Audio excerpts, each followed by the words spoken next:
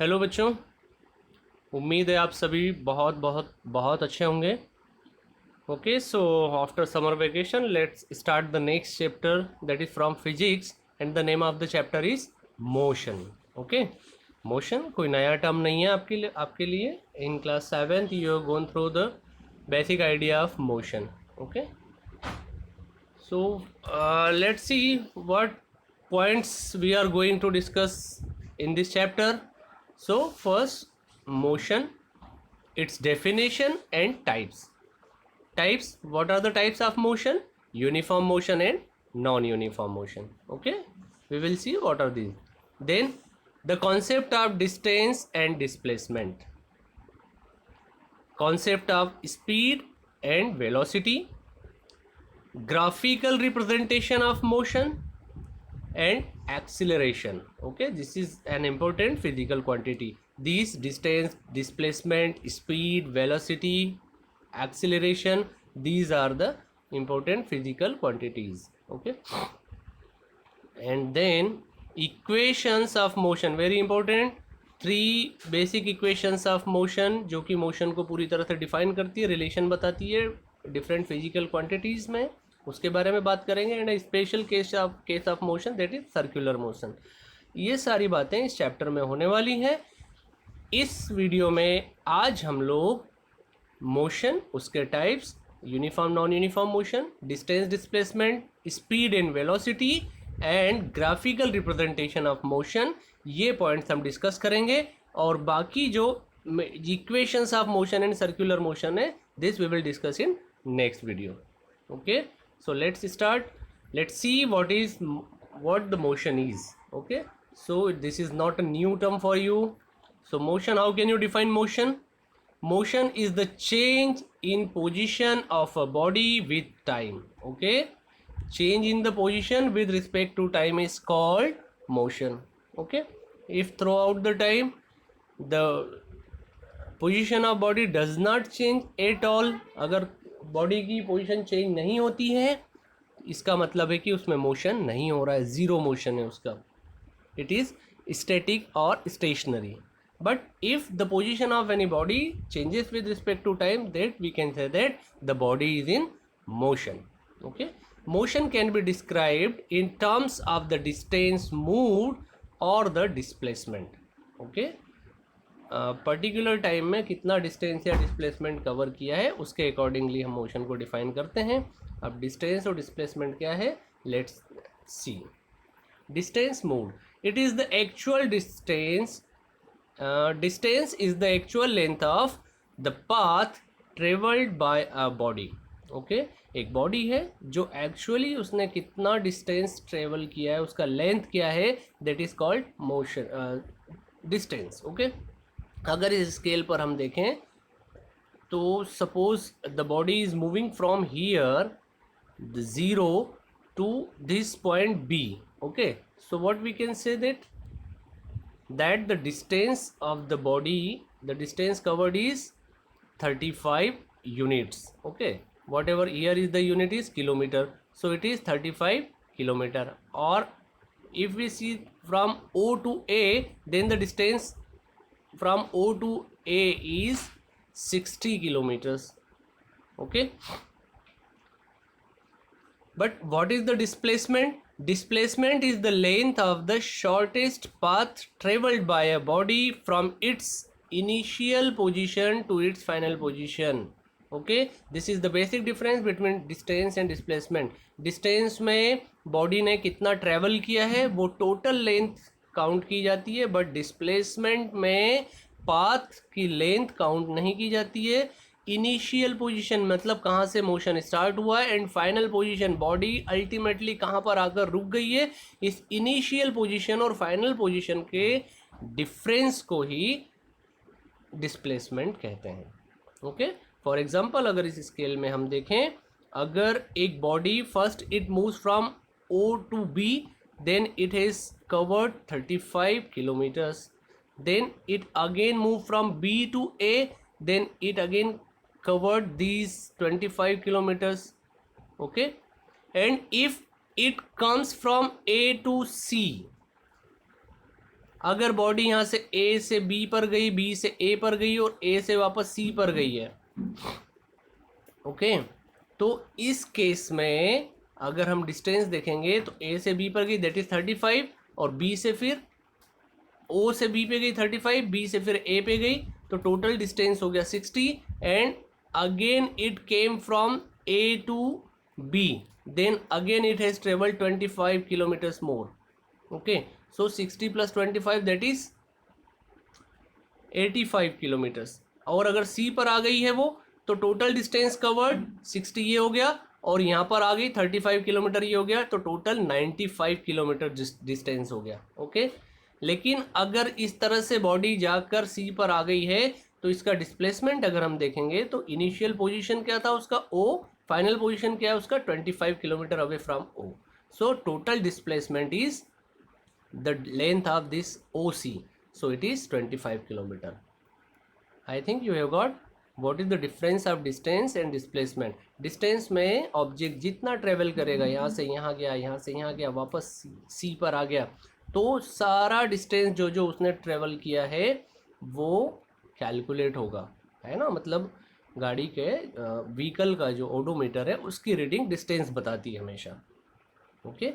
और डिस्प्लेसमेंट में हम सिर्फ फाइनल पोजीशन, अगर ये ए पर जाके ऑब्जेक्ट ए पर जाकर 60 किलोमीटर जाकर 35 किलोमीटर वापस आ गया, अब सी पर है प्रेजेंट, तो हम सिर्फ initial final position O and C के डिस्टेंस की बात करेंगे, यही उसका होगा displacement. Means in short we can say that displacement is the shortest distance from the initial and final position. Got it? Then the next concept is motion may be uniform, may be non-uniform, okay। uniform motion अगर equal, अच्छा, motion को define करने के लिए दो quantities चाहिए हमें, distance या डिस्प्लेसमेंट एंड टाइम, ओके। सो अगर इक्वल इंटरवल ऑफ टाइम में इक्वल डिस्टेंस कवर हो रही है, that means the motion is uniform. Suppose one vehicle is moving and it per minute it is moving 1 kilometer per minute. In every minute that vehicle is covering 1 kilometer distance. In this case we can say that the motion is uniform, okay। So what definition wise if we see uniform motion, what is it?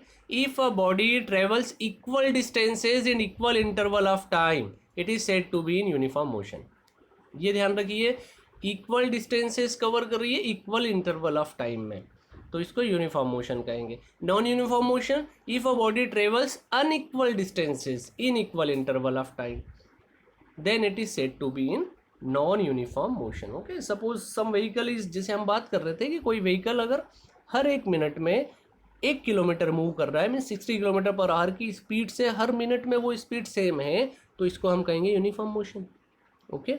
और अगर कोई vehicle है वो suppose पहले minute में उसने 1 kilometre distance cover किया, next 1 minute में उसने 2 किलोमीटर डिस्टेंस किया, नेक्स्ट 1 मिनट में उसने 1.5 किलोमीटर डिस्टेंस कवर किया, इस केस में आप क्या देख रहे हो कि सेम इंटरवल ऑफ टाइम में जो उसका डिस्टेंस कवर्ड है वो चेंज हो रहा है, तो इस कंडीशन में हम कहेंगे कि ये नॉन यूनिफॉर्म मोशन है। Got it? अगर इसका डिस्टेंस और टाइम का हम ग्राफ प्लॉट करें तो यूनिफॉर्म मोशन का जो ग्राफ होगा वो हमेशा एक स्ट्रेट लाइन मिलेगा, ओके। और नॉन यूनिफॉर्म मोशन का डिस्टेंस और टाइम का अगर हम ग्राफ प्लॉट करेंगे तो वो कभी भी स्ट्रेट लाइन नहीं मिलेगा। Got it? Next concept is speed. आप जानते हैं स्पीड का formula, what is the speed, okay. Speed से हमें पता चलता है कि पर यूनिट टाइम किसी ऑब्जेक्ट ने कितना डिस्टेंस ट्रैवल किया है।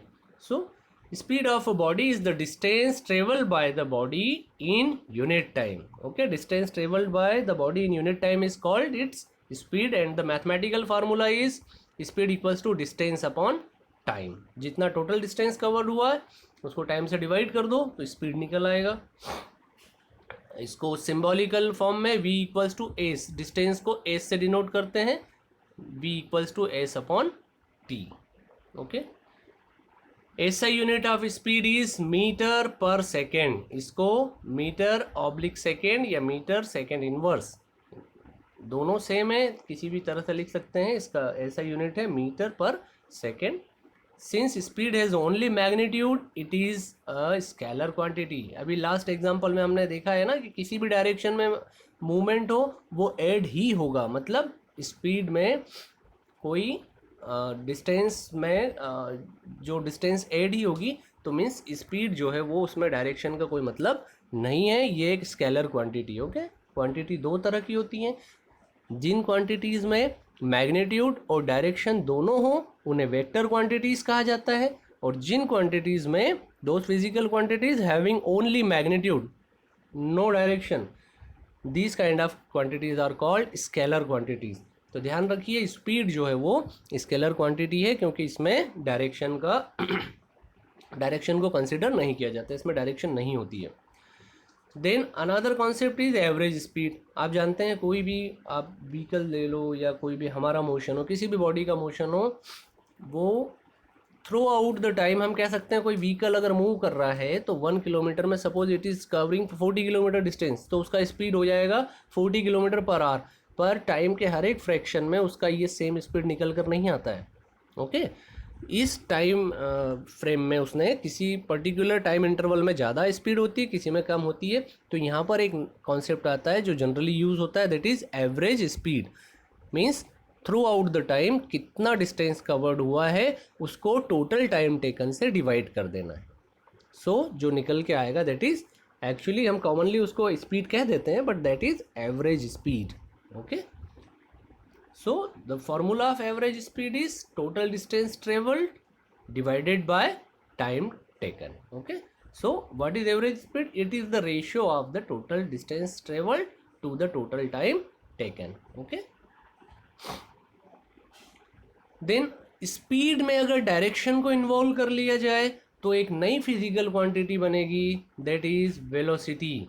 The rate of motion of a body is more meaningful if we specify its direction of motion along with speed.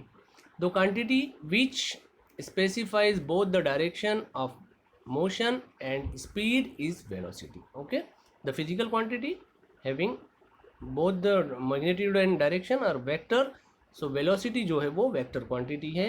And what is the definition of velocity? Velocity of a body is the displacement of the body per unit time. Speed की तरह speed में बस speed के definition में यहाँ पर distance word था, velocity के डेफिनेशन में डिस्प्लेसमेंट वर्ड आ जाएगा, और डिस्प्लेसमेंट में डायरेक्शन इंक्लूड होती है, इसलिए वेलोसिटी में भी डायरेक्शन इंक्लूड होगा। Okay, so displacement of the body per unit time is called velocity and it's formula is simple, displacement upon time taken. Got it? Since velocity has both magnitude and direction, so it is vector quantity. Average velocity, average speed की तरह ये concept भी है कि velocity किसी body का through out the time same नहीं होता है, so we generally take this average velocity, the concept of average velocity, and it is the ratio of total displacement to the total time taken. Okay, total displacement upon total time, it gives us average velocity. And अगर acceleration same है तो average velocity को find out करने का एक और तरीका है।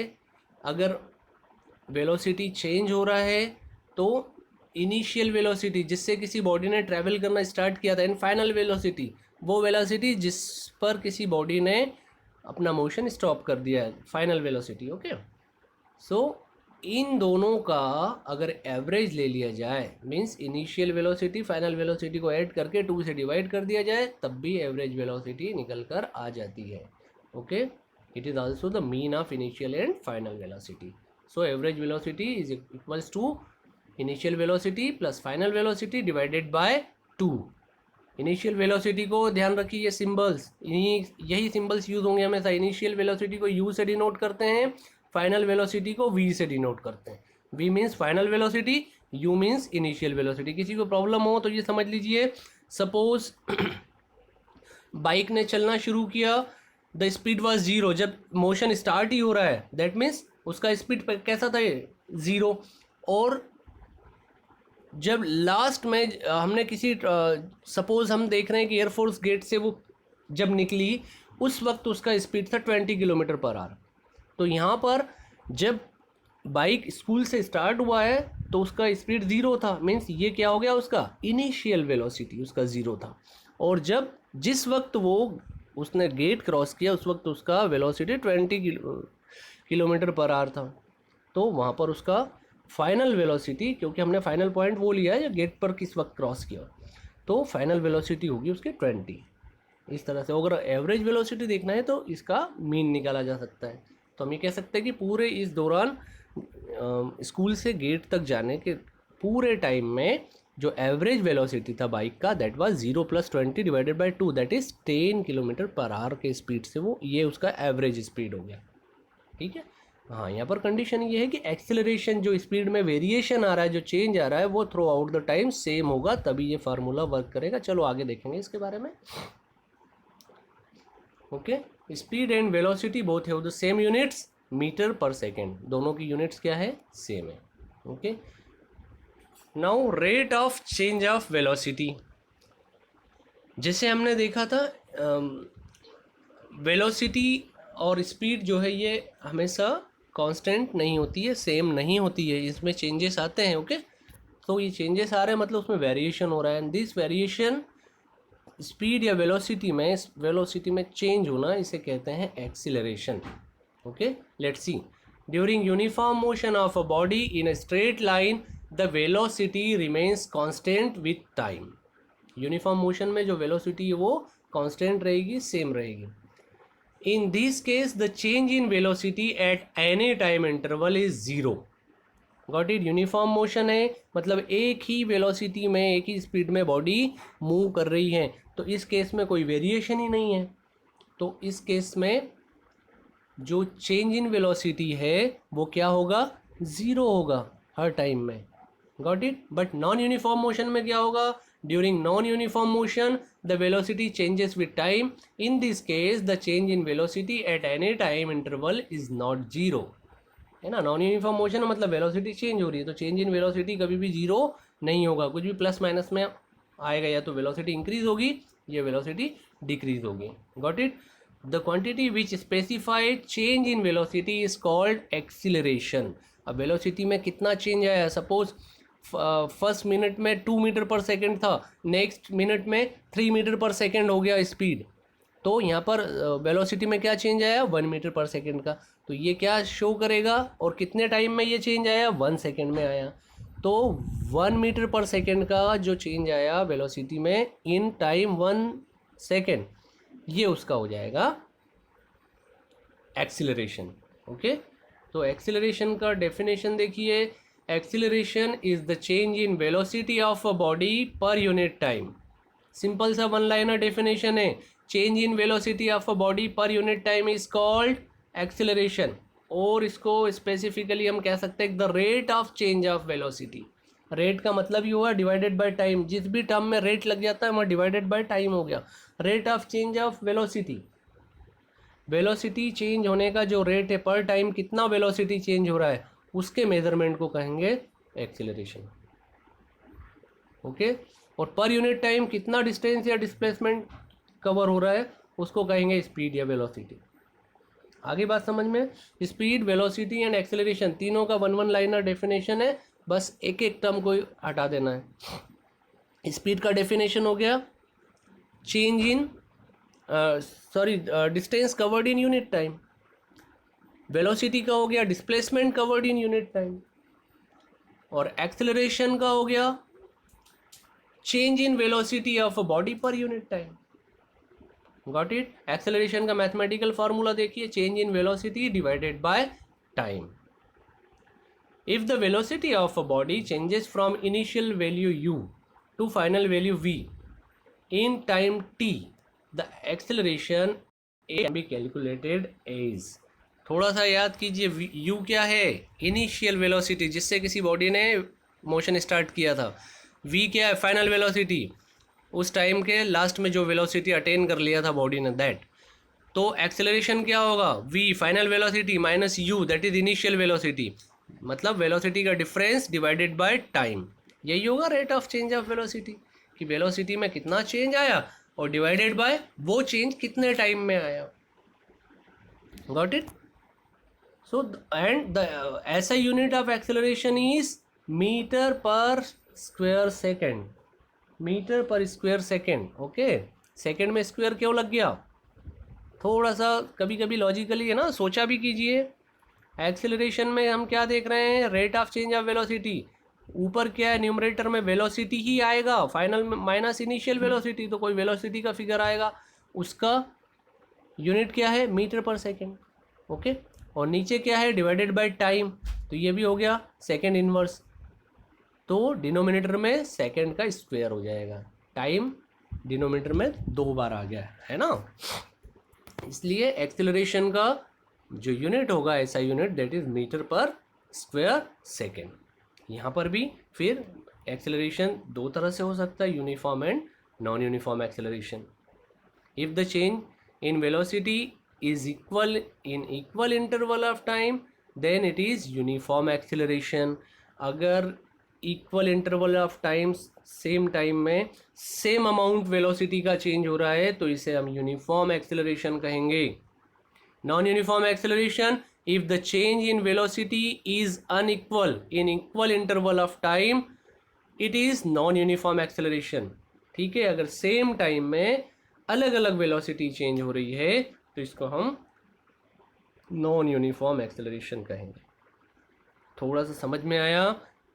एक केस देखिए, सपोज कोई व्हीकल मूव कर रहा है, पहले मिनट में उसका वेलोसिटी था 2 metre per second, next minute में उसका वेलोसिटी हो गया 3 metre per second, next minute में फिर उसका 4 metre per second, next minute में 5 मीटर पर सेकेंड. यहाँ पर आप क्या देख रहे हो?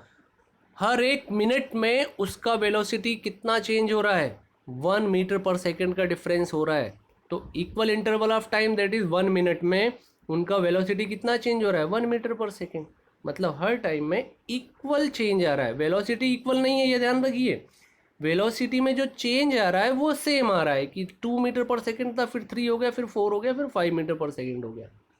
तो इस तरह से जब इक्वल वेलोसिटी चेंज हो रहा है इक्वल इंटरवल ऑफ टाइम में, तो इस केस में हम कहेंगे कि ये जो बॉडी मूव कर रहा है उसका एक्सेलरेशन कैसा है? यूनिफॉर्म एक्सेलरेशन है, एक जैसा एक्सेलरेशन, एक जैसा चेंज आ रहा है उसकी वेलोसिटी में.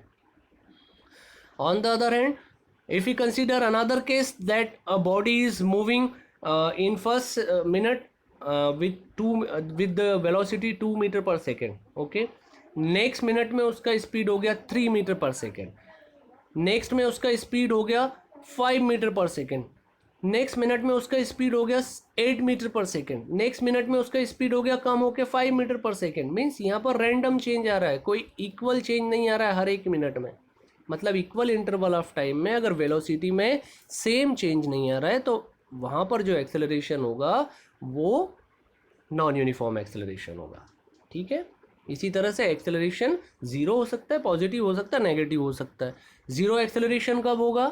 जब कांस्टेंट वेलोसिटी हो, वेलोसिटी चेंज नहीं हो रही है, मतलब एक्सेलरेशन जीरो है, हो ही नहीं रहा एक्सेलरेशन. एक्सेलरेशन नेगेटिव कब होगा? जब जिसे व्हीकल में हम ब्रेक अप्लाई करते हैं तो उसका वेलोसिटी क्या होगा? कम हो जाएगा.